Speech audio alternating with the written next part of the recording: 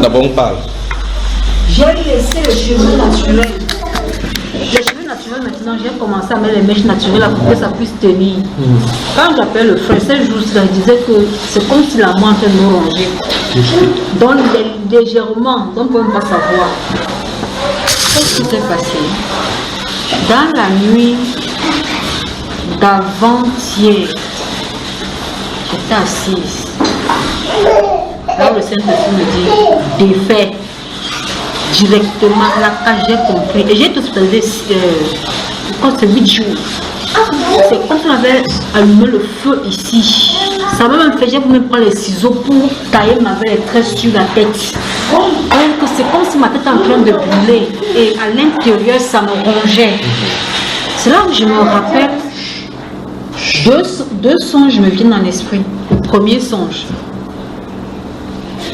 c'était quand je fréquentais encore les églises pentecôtistes. Et j'avais les choses, ça qu'il y avait tous les tissages, toujours les greffes sur la tête.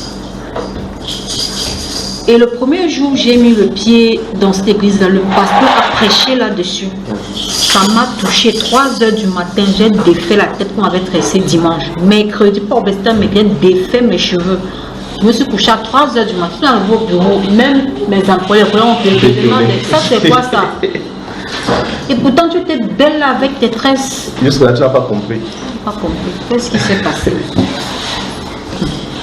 Bien après, j'ai dit, comme mes cheveux sont courts, je vais acheter les mèches. Le week-end qui avait suivi, comme mes cheveux sont courts, on va mettre le temps que ça pousse et après je vais arrêter avec les mèches.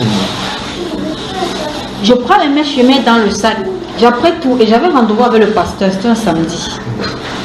Au moment de toucher la poignée de la porte, quelque chose m'amène, en fait ça c'était le Seigneur, m'amène à me retourner, je peux me placer devant le grand miroir, dans le miroir me dépasser en taille. Et je me pose même la question, pourquoi est-ce que je laisse la poignée me placer devant le miroir? Ce que j'ai vu.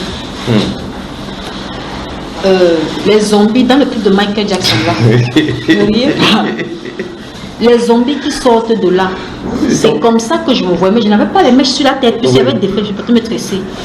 C'est là où tellement choqué, je me suis même ça m'a. Donc tu te voyais comme Michael Jackson. Ouais, les zombies là qui sortent avec la tête. Je savais que Seigneur, qu'est-ce que c'est que ça? Le Seigneur me dit, c'est ça, c'est à ça que tu ressens quand tu mets ces choses sur la tête. Ça m'a énervé. J'ai regardé les médicaments, qu'est-ce que je vais faire? J'ai fait ça, j'ai visé ça à l'intérieur du placard, j'ai fermé le bâton. J'ai vu le pasteur, j'ai expliqué, le pasteur s'est moqué de me dire que le Seigneur t'a chicoté. Et c'est moi que le Seigneur m'a chicoté. C'est là où depuis ce jour-là, j'ai arrêté. J'ai fait des années. J'ai arrêté. Quand j'ai commencé à laisser les cheveux naturels, j'ai dit non. Comme j'ai taillé ces couleurs de pousser, il faut mettre les mèches le temps que ça me devienne long et qu'on tresse. Un jour, je fais un rêve bizarre. Comme ça, j'étais avec deux étudiantes, même j'étais étudiante dans le rêve. Je suis en train de marcher. Après, j'ai dit, mais attends, regarde, tu as une blessure au bras. Je dis, moi, je regarde mon bras, je vois un trou. Et curieusement, quand je regardais ce trou, je voyais l'intérieur de mon corps.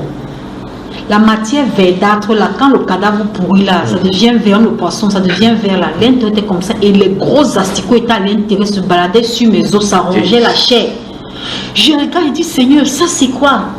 Il dit que non, attends. Je connais un endroit, enfin, je sais pas moi, un truc, je sais pas, une congrégation de sœurs là-bas, on va te traiter. Il faudra seulement qu'on prenne la chair d'un cadavre, puis on met là-bas. Je vais attendre que la chair d'un cadavre sur ma chair, c'est pour donner quoi? Je dis non. Je fais donc demi-tour, je rentre à la maison. C'est toujours dans le rêve. Et avant d'entrer à la maison, c'est comme si j'ai vu, parmi ces personnes, celle-là qui a dit qu'il faut que je t'amène, on met la chair du cadavre. Elle était placée comme chez le voisin. Mais au moment où je la regardais, elle était transformée en ennemi en fait. Donc quand je la vois, je ne la vois plus comme c'était dans les conseils, mais comme l'ennemi qui me tendait le piège. C'est là où ma cousine donc sort du couloir et elle me demande que qu'est-ce que tu es venu chercher. Je lui ai dit que je suis venue prendre mes effets pour me rendre à l'hôpital parce que je suis en train de mourir. Et bien avant ça, et justement en fait j'ai pris la fin du rêve. Au début, je rêve que je suis morte. Directement, je me retrouve donc dans l'autre monde. Il a la présence du Seigneur, la cache. On ne m'a même pas demandé quel était le motif pour partir en enfer? Là où j'étais, je savais que je vais en enfer. Pourquoi? Parce que les mèches. C'est chaud. Une peur terrible m'a saisi. Et là, à l'immédiat, je me retrouve dans un endroit qui était comme des circuits. À l'époque, on parlait des circuits, des salons. Et quand je me suis retrouvée, ça m'a dit. Donc, j'ai eu un dégoût. Je me suis dit, Seigneur, je ne peux pas me retrouver ici. Ce n'est pas un endroit pour moi. Je ne veux pas. Je ne veux pas. Je ne veux pas. Je ne veux pas. Il y avait les hommes et les femmes là qui buvaient, qui s'entrelaçaient. Donc, c'était tellement répugnant. Je voulais seulement sortir de cet endroit. Et moi, je tourne la tête vers ma droite. C'est terrible ce que le rêve. Au même endroit, mais c'est comme s'il y avait un mur invisible qui séparait. De l'autre côté, je vois une amie de ma grande soeur. Elle s'appelle Soleil. Elle était vêtue de blanche, comme les femmes vraiment vêtueuses là. Toute la maison était propre et d'une blancheur pas possible. Elle était en train de prendre soin de la maison. Quand j'ai tourné la tête, j'ai vu.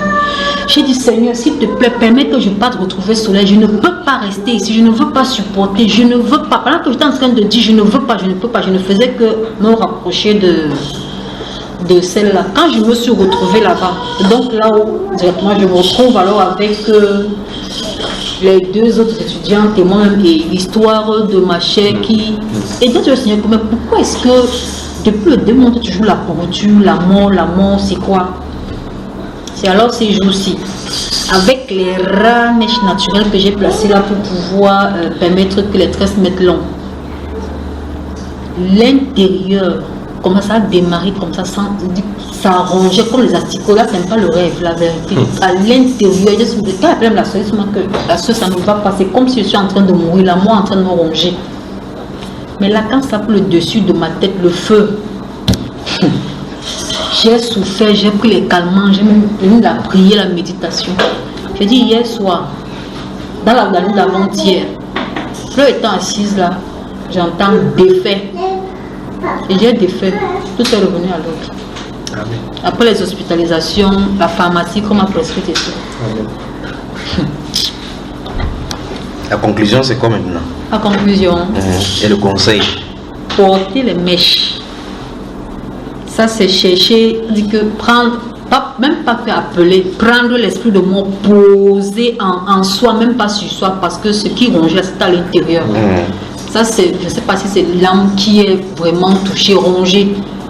Et ça, il faut carrément éviter. Parce que s'il faut aller passer l'éternité en enfer à cause de quelques mèches, et surtout qu'on dépense de l'argent pour ça, ça aurait bien pu servir à faire autre chose. Mais les gens disent que Dieu ne regarde pas à l'extérieur. Dieu regarde à ça, je suis désolée. Je sais pas quoi. Même le pasteur dit que, mes soeurs, quand ne vous trompe pas, Dieu ne regarde pas à l'extérieur, il regarde à l'intérieur. Et à l'autre. Frère, ce que Dieu a déposé, il sait pourquoi il a déposé ça.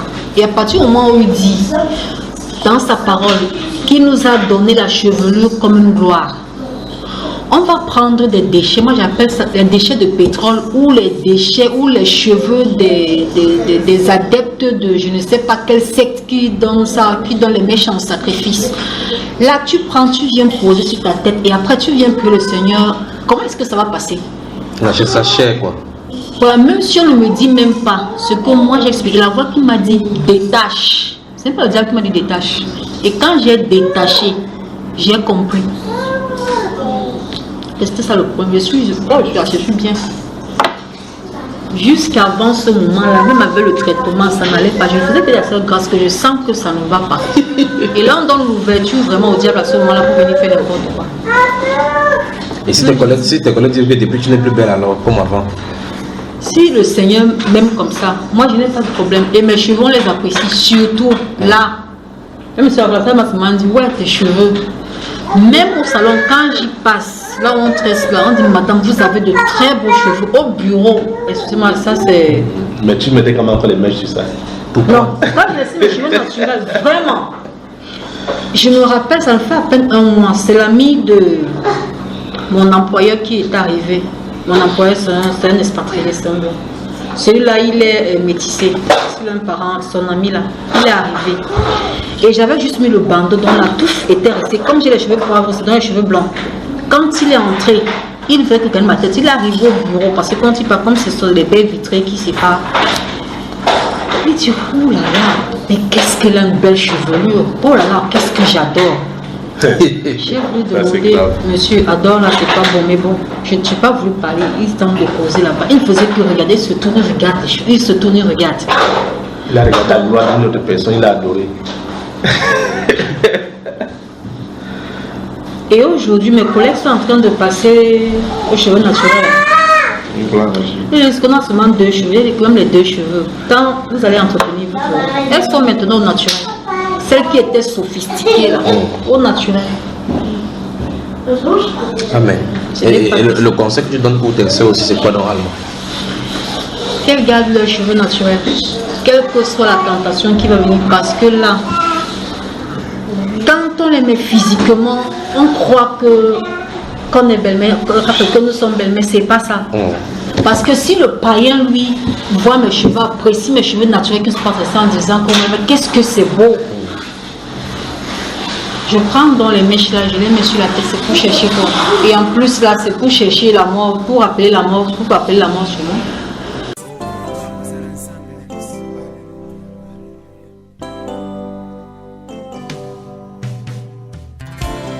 Et pendant que ta grâce nous accueille devant ton trône béni, nous te prions, tendre Père, de pardonner nos fautes et de laver nos cœurs de toute impureté. Entends les cris des mon cœur qui implorent ta bienveillance. Fais tomber mes offenses, fais luire sur moi ta face. De mes lèvres impures au grand roi, oh oui, j'ai péché contre ta loi. Et mes crimes et mes fautes éternelles, tu peux les effacer, Seigneur. Purifie mon cœur, sanctifie ma vie. Ô Saint d'Israël, je te le prie. Purifie mon cœur, sanctifie ma vie. Ô Saint d'Israël, je te le prie.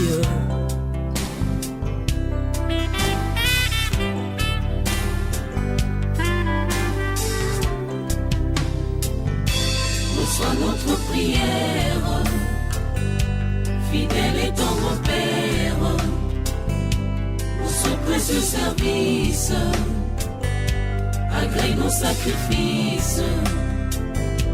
Reçois notre prière, fidèle et tendre Père, pour ce précieux service, agrée nos sacrifices. Par le sang de ton Fils Jésus, Père, oublie nos iniquités, que nos mains purifient se lèvent pour contempler ta royauté. Purifie nos cœurs, sanctifie nos vies, au Saint d'Israël, nous te le prions.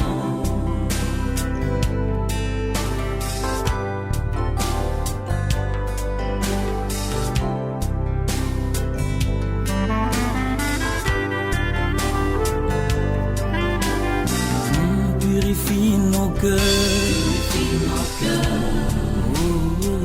Sanctifie nos vies, sanctifie nos vies. au Saint d'Israël, Nous te prions, nous te le prions.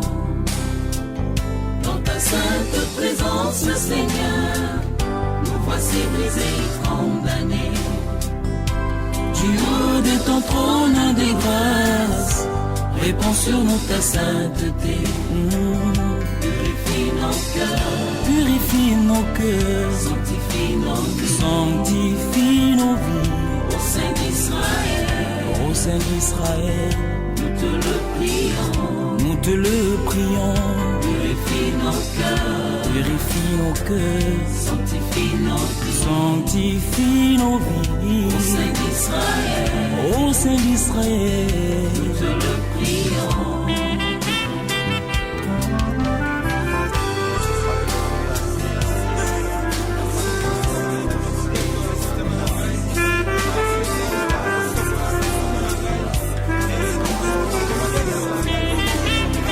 Merci Jésus pour l'œuvre accomplie par le travail de ton âme sur la croix. Toi le germe de l'Éternel.